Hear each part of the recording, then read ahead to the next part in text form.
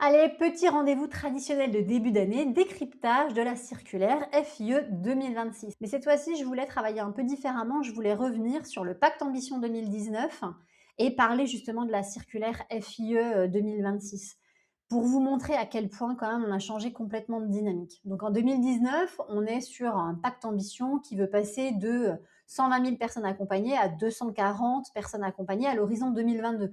2022, c'est pas si loin que ça, hein, on n'est que en 2026. Hein. Donc, on avait envie en 2019 de reconnaître vraiment les structures d'insertion par l'activité économique comme un opérateur économique à part entière. Pas simplement comme des structures qui font du social, mais plutôt créateurs de valeur et d'emplois durables. Alors, il y a eu des résultats intermédiaires, hein, il y a eu une augmentation des financements, des volumes de postes conventionnés qui ont progressé, il y a eu de nouveaux dispositifs, le ITI, l'entreprise d'insertion par le travail indépendant, le CDI inclusion, l'expérimentation TZ, donc territoire zéro chômeur longue durée. Donc il y a eu des choses qui ont été mises en place, sauf qu'on voit petit à petit, de 2022 à aujourd'hui 2026, des changements notables concernant la place de l'IAE. Et là, on a quand même dans la circulaire certains termes qui sont importants à retenir. Par exemple, soutenabilité des finances publiques, pilotage resserré, et des structures les plus qualitatives et performantes. Je vous laisse imaginer ce que ça veut dire. Il y a une phrase qui est essentielle dans cette circulaire, c'est les structures de l'insertion par l'activité économique contribuent, comme les autres dispositifs d'insertion, à l'effort de soutenabilité des finances publiques. Si je vous fais une traduction un peu opérationnelle, c'est le secteur de l'IAE est désormais soumis aux mêmes logiques de réduction budgétaire que le reste de la politique de l'emploi. Alors, on n'est plus du tout dans le pacte ambition, hein, c'est vraiment la réalité 2026. Hein. Il y a des choses qui font un peu peur aussi, c'est on sent qu'on n'est plus dans un temps de croissance. On sent qu'on est dans une consolidation dite sélective. Et c'est là où c'est important, et c'est là où tourne quand même la circulaire, c'est les SIAE qui accompagnent les publics les plus éloignés avec des résultats mesurables en termes de sortie vers l'emploi seront préservés, voire renforcés. Celles qui ne peuvent pas démontrer cette efficacité ou qui travaillent sur des publics moins éloignés ou dans des territoires mieux dotés sont exposées à une réduction de leur conventionnement.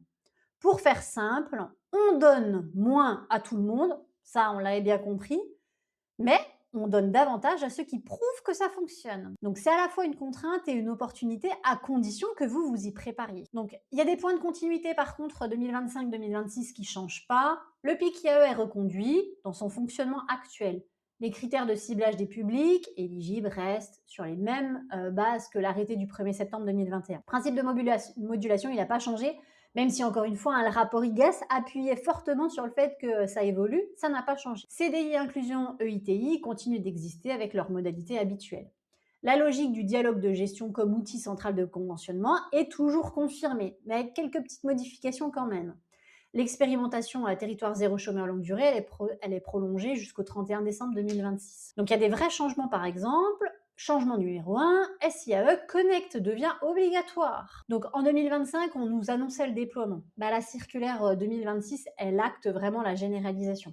Donc toutes les démarches de conventionnement, DUI, bilan, demande de renouvellement se font désormais obligatoirement vers SIAE Connect. Donc le DUI, il devra être déposé sur la plateforme et les documents complémentaires demandés par les DETS, les DRETS doivent être limités. Donc attention à la manière dont vous allez remplir vos DUI. Deuxième changement, DSN, passage de l'incitation à la quasi-obligation. Donc pour faire simple, en 2027, c'est la généralisation du fait de rentrer vos données dans les DSN. Donc pensez-y. Contrat aidé, forte baisse, ça c'est le troisième changement. Donc là, on est plus sur une forte baisse, hein. On est sur une grosse diminution, moins 43%. Voilà, donc la circulaire, elle écrit noir sur blanc. L'enveloppe consacrée au contrat aidé est en forte baisse. Ah bon, on l'avait pas deviné. La priorité est donnée au renouvellement lorsque strictement nécessaire et les nouvelles prescriptions sont découragées. Bon, voilà, montez pas des gros dossiers, hein, vous allez vous embêter pour rien, semble-t-il. Changement numéro 4. Réduction des ETP socles pour les entreprises adaptées. Je n'attarde pas trop dessus. Mais pour faire simple, on maintient le CDD tremplin, MAD, EATT. Par contre, ETP socle, attention, puisque là, on a une baisse, réduction de 654 ETP. Changement numéro 5, rééquilibrage régional des crédits de l'IAE. Donc, en 2026, pour la première fois, il va y avoir une ventilation régionale des crédits de l'IAE, vraiment rééquilibrage explicite. Les territoires sous-cotés, mesurés en budget IAE pour 100 allocataires RSA, bénéficient d'une majoration dans la limite de 5 de l'enveloppe nationale. Et ce rééquilibrage, il reste mesuré et progressif, mais il est acté. Pour Bourgogne-Franche-Comté, le budget de l'IAE est notifié à 65 228 447 euros. C'est un point de référence important pour vos dialogues de gestion avec l'adresse. Donc le mix IAE sous surveillance est renforcé. Le mix IAE, c'est quand vous avez plusieurs structures de l'IAE sur les territoires et notamment des structures similaires. Donc là, déjà en 2025, on avait des choses, et notamment sur les chantiers, on perdure. Là, et la circulaire le dit textuellement, prévenir toute augmentation de la part des ateliers et chantiers d'insertion à l'échelle départementale ou régionale. Concrètement, si votre territoire a déjà une part d'ACI supérieure à la moyenne nationale, attendez-vous à des dialogues de gestion un peu plus tendus sur le sujet. Les projets de création d'ACI sont conditionnés à la fermeture finalement d'une structure existante. Attention. La convention avec des personnes en précarité de logement, ça c'est un peu nouveau pour 2026. Vous pratiquez ces choses-là, mais là on l'écrit. C'est-à-dire que là, la circulaire, elle intègre les engagements de la Convention nationale du 5 septembre 2025 signée par le ministère de l'Emploi et du Logement.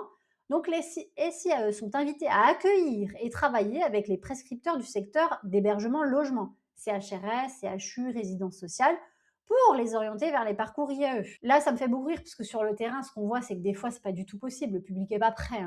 C'est un public prioritaire qui s'ajoute explicitement au ciblage. Allez, je vais passer aux 7 points critiques de la circulaire. Alors, point critique numéro 1. Le conventionnement est désormais conditionné au résultat. C'est le changement de paradigme de la circulaire 2026. Alors, peut-être qu'on avait déjà ce sentiment-là, mais là, dis-donc, c'est écrit noir sur blanc, quoi. C'est-à-dire que là, on passe plus à côté. Le niveau de conventionnement, c'est-à-dire le nombre d'ETP financés, ne dépend plus seulement de votre capacité à accueillir des publics et à faire travailler, il dépend de vos résultats. Et la circulaire le dit explicitement. Vous mobiliserez le levier du niveau de conventionnement avec les structures nombre équivalent temps plein, ETP, pour orienter prioritairement les moyens vers les structures obtenant les meilleurs résultats pour les publics aux caractéristiques comparables.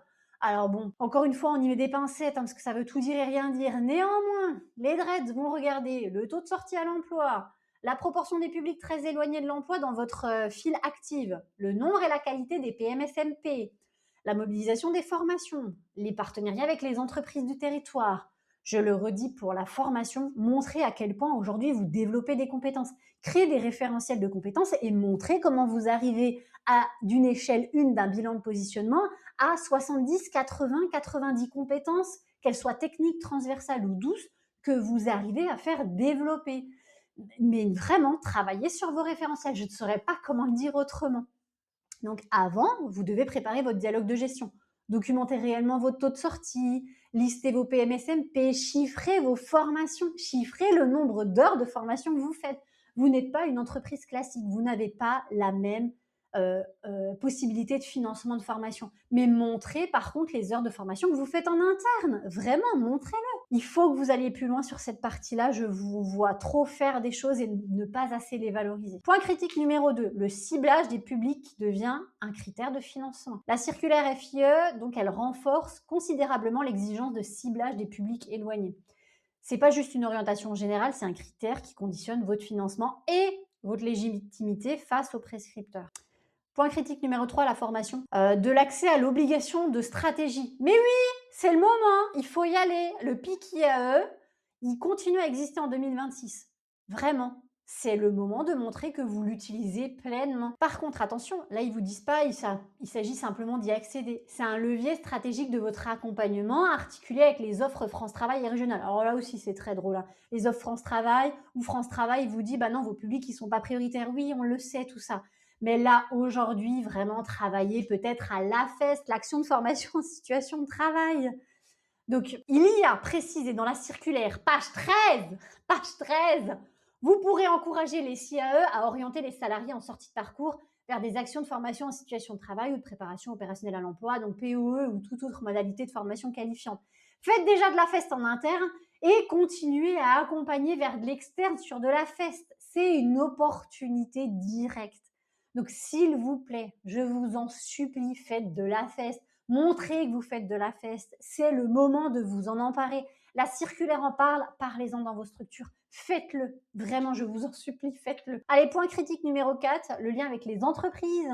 Donc là, on était sur de l'incitation, là, on a de l'exigence, hein. Il va y avoir des critères aujourd'hui de qualité, d'accompagnement pour justement parler des PMSMP. Le programme SEV, hein, où on est sur un programme aussi de relations avec les entreprises. Cumul de contrats. Clause sociale aussi, c'est un nouveau levier fort en 2026.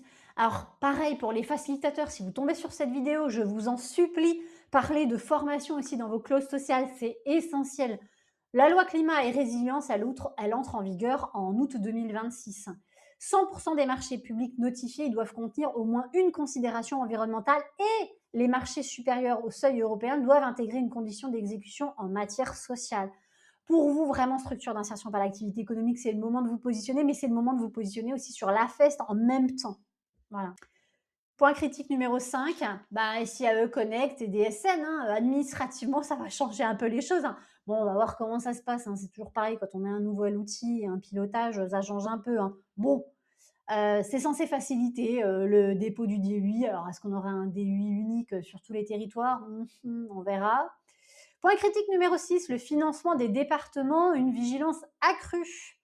Donc, les départements, pour les SIAE, en particulier pour les chantiers qui accueillent des BRSA, le cofinancement minimal est fixé à 88% du montant forfaitaire RSA, pardon, personne seule.